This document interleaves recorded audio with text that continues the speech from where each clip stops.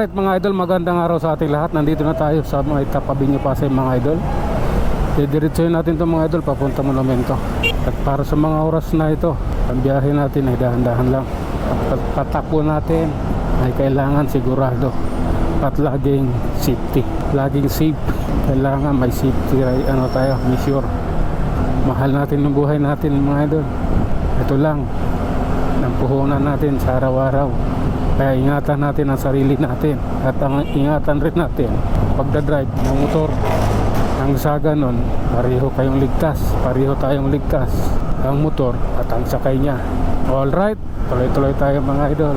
Ganun lang talaga ang buhay. Weather lang yan mga idol. Pero para sa akin, kailan pa nag-weather yan? Lahat na lang. Hindi ako tinamahan ng weather lang. Pero naniniwala ako na isang araw mangyayari din sa akin yun, yung weather na yun.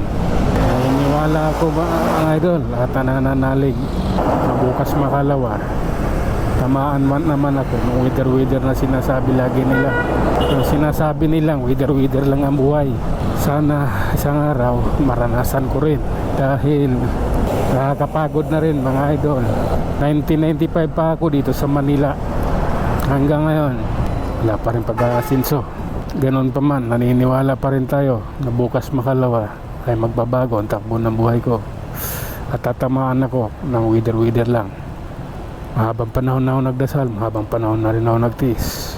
Maraming pagkakataon na akong nasaktan, maraming pagkakataon na akong niloko. Kung ano mang mayroon ako ngayong katalinuhan, yan ay hinubog sa akin ng panahon dahil sa mga salitang kanilang binitawan at aking pinaniniwalaan at ako'y naluko ng mga taong gano'n. Kaya ngayon ako ganito, hindi basta-bastang nagtitiwala at hindi basta-bastang mag-uuo na lang sa isang salitang weather lang. Kung mayroon man, sana mangyayari yon at ako'y maniniwala at sasaludo pag dumating yung araw na iyo. Tupya, ko. Wala na, dumating ako dito sa Manila mga idol. Maraming bisis na ako nadapa, maraming bisis na rin akong bumangon. Ngunit sa pagbangon ko, ganoon pa rin, kulang pa rin. Naghahanap ako ng iba pa, nag-iisip kung ano pa ang nararapat kong gawin para maging tama yung weather na aking tatahakin. Hanggang kailan ako magkakaganito? Naniniwala naman ako sa Panginoon, pero alam kong kailangan kong kumilos para yung weather na yon ay maramdaman ko rin lang sa gano'n ay makapagpahinga na ako. Kalahati na ng aking buhay ay nababaon na sa lupa.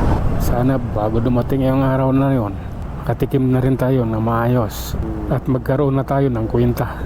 Dahil sa ngayon, wala daw akong kwentang tao. Sana bukas makaluha, magkakaroon tayo ng kwenta mga idol.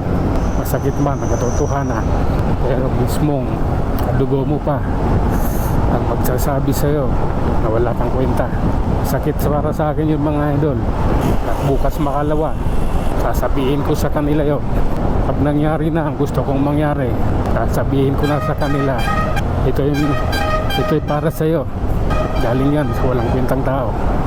Gusto kong ibalik sa kanila yung mga sinabi nila sa akin ngayon at nung nakaraan.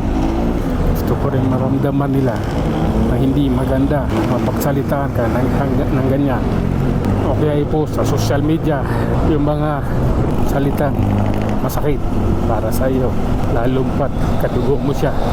Bukas makalawa, dadanasin din nila kung anong sinabi nila ngayon, ay sasabihin rin yan sa kanila ng kadugo nila. Sila ay walang kwentang tao. At yun, sa parting yun mga idol, naniniwala ako na may weather lang ang buhay.